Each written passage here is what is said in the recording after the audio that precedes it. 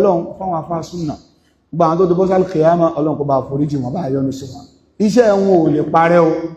kódà bó fi ìrẹ́sà sí kó mọ́ parẹ́ yóò parẹ́ lọ́dọ̀ tí ẹni kò lè parẹ́ láyé àlùbáríkà rẹ̀ ó parẹ́ lọ́dọ̀ rẹ̀ nínú yàrá rẹ̀ ṣùgbọ́n pé yóò parẹ́ yẹn àgbàdà kò lè parẹ́ o ìwọ lè parẹ́ nínú yàrá rẹ̀ Ọlọ́run ó sì parẹ́ mbẹ̀ ṣùgbọ́n pé kó parẹ́ òun iṣẹ́ àwọn afá súnà ò lè parẹ́ àfi tí wọn bá fà níyàn tó lọ ṣe bẹ́ẹ̀ kò lè parẹ́ so àwọn tó tún ṣẹ́kù tí wọ́n ń bẹ láyé Ọlọ́run kó bá ṣe wọ́n pẹ̀lẹ́pẹ̀lẹ́ Ọlọ́run kó bá dúró tì wọ́n kọ́lọ́run ó dúró tì wọ́n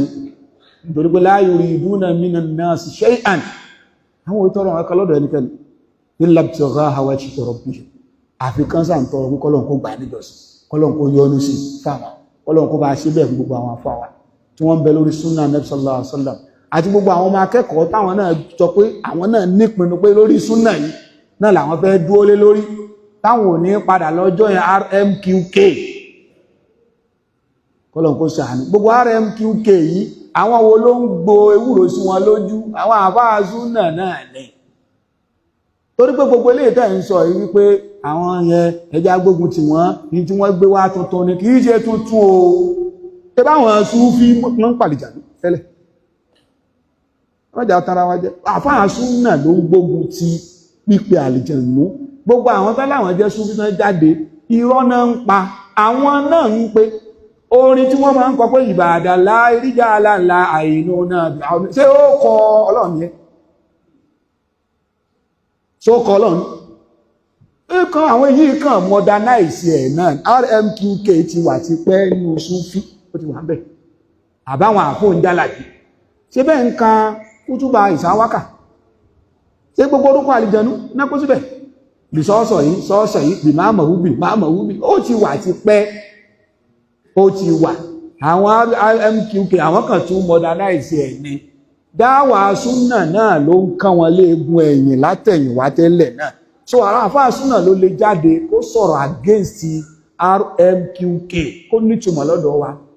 ojú ló ń ti Sufi tán bọ́ síta tí wọ́n gbógun tí wọ́n èèkan kan náà ni wọ́n ọkàn jẹ́ pé bóyá wọn ò tí ìfẹ́ kí wọ́n gbé jáde àwọn yẹn kàn bó lójú ìkankan náà nafsu shay gbogbo ọ̀pá àwọn àfóòn nákàlẹ̀ ọ̀pá ìsáwákà ọ̀pá àmsàkákù kí ní jẹ́ ọ̀pá àmsàkákù yẹ bí kan ẹ̀yìn náà àwọn ọmọ tẹ́ ẹ kọ́ náà modernize ẹ̀ kankan náà so súnà nìkan ló gbógun ti nǹkan yẹn láti ilẹ̀ so afá súnà ló lè jáde kó sọ̀rọ̀ against nǹkan yẹn kó nítumọ̀ so tẹ́nìkan àwọn dálà bí ó Sufi kan bá jáde tó máa ń sọ̀rọ̀ lórí ẹ̀ mẹ́jọ ó tàn ìjẹ́ ìtàn ń ṣe náà nìyẹn wọn ò kàn pronounce ẹ̀ síta ni à ń fọ̀pá kinní kan ọ̀pá àmúṣàkákù ọ̀pá kinní kan kí ló wà ń bẹ̀ sí bá àlìjànú yẹn náà ni wọ́n ń pè Ọlọ́run bá ní tó bèèrè kó mọ́ bá ṣe àwọn àfáà súnà pẹ̀lẹ́pẹ̀lẹ́ kó sì bá lọ́rẹ̀ mú wa lórí dáadáa wa sallallahu wa sallam ala nabiyyina Muhammad sallallahu alaihi wa sallam wa ala alihi wa sahbihi wa sallam taslima subhanakallahumma bihamdik ashhadu an la ilaha illa anta astaghfiruka wa atubu ilayk assalamu alaikum wa rahmatullahi wa barakatuh